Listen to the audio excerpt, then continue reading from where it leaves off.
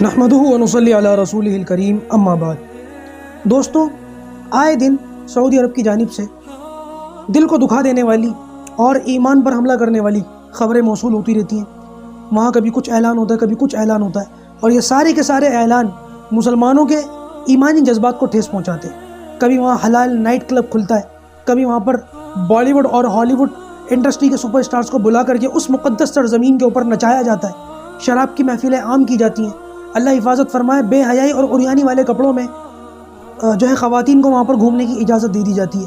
اب مزید سعودی عرب اپنی اس نالائقی میں ایک قدم اور آگے بڑھتے ہوئے ایک اور قدم اٹھاتا ہے، اور وہ قدم یہ کہ وہاں پر اب LGBTQ کی آزادی ہو گئی ہے۔ یعنی کہ ابھی تک دین اسلام کے مطابق سعودی عرب کے قوانین چلتے تھے، اور وہاں پر جن جن چیزوں نے اسلام کو حرام اور مانع قرار دے رکھا ہے ان ساری چیزوں کے اوپر پابندی تھی۔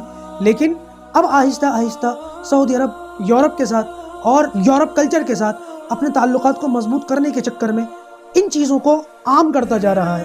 اس مقدس سرزمین کے اوپر اس قسم کی چیزیں بڑھتی ہی جا رہی ہیں۔ اندازہ لگائیے کہ جو چیزیں اتنی خطرناک ہوں کہ جس کی وجہ سے اللہ تبارک و تعالیٰ کی طرف سے اس کے غضب میں قوم لوط کے اوپر عذاب آیا تھا، آج کے اس جدید دور میں اس چیز کی آزادی اس سرزمین پر دینی چاہیے کہ جہاں سے اسلام پھیلا تھا۔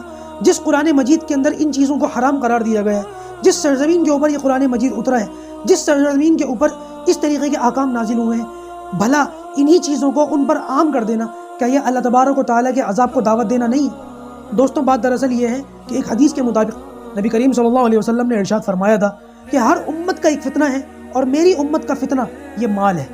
اور اسی مال کی وجہ سے، اسی مال کی ہوس میں، اسی کی حرص میں سعودی حکومت اس قسم کی اول جلول حرکتیں کر رہی ہے۔ یہ سوچنے والی بات ہے کہ اللہ تبارک و تعالیٰ نے ان کو تیل جیسی نعمت سے نوازا۔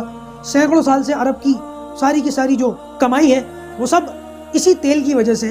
اس کے علاوہ ہر سال حج کرنے جانے والے اور سال کے 12 مہینے عمرہ کرنے جانے والے، ان لوگوں کا جانا ایک طریقے کی ٹورزم ہے، اور اس سے بھی وہاں کے لوگوں کو اچھی خاصی کمائی ہوتی ہے۔